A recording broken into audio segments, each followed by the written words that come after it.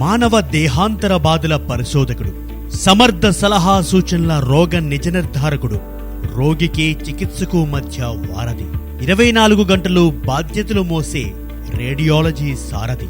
ఆయనే రేడియోకు ఉన్నంత ఘన చరిత్ర కలిగిన రేడియాలజీ విభాగాధిపతి డాక్టర్ వర్రా శ్రావణ కుమార్. డాక్టర్ శ్రావణ్ గారు కాటూరి వైద్య కళాశాల నందు గ్రాడ్యుయేషన్ పూర్తి చేసి 2014లో ఎంబీబీఎస్ పట్టానందుకున్నారు. తదుపరి రేడియో డయాగ్నోసిస్ లో ఎండి పూర్తి చేశారు.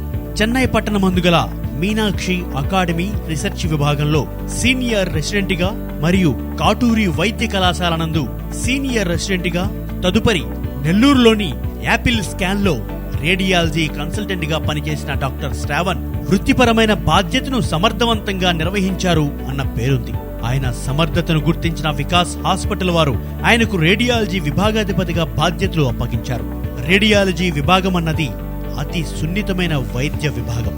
నిరంతరం అత్యంత అప్రమత్తతతో తన బాధ్యతను నిర్వహిస్తున్న డాక్టర్ శ్రావణ్ కుమార్ గారికి ప్రజల తరపున, సిబ్బంది తరపున, హాస్పిటల్ యాజమాన్యం తరపున వికాస్ ఆసుపత్రి మొదటి వార్షికోత్సవ శుభాకాంక్షలు.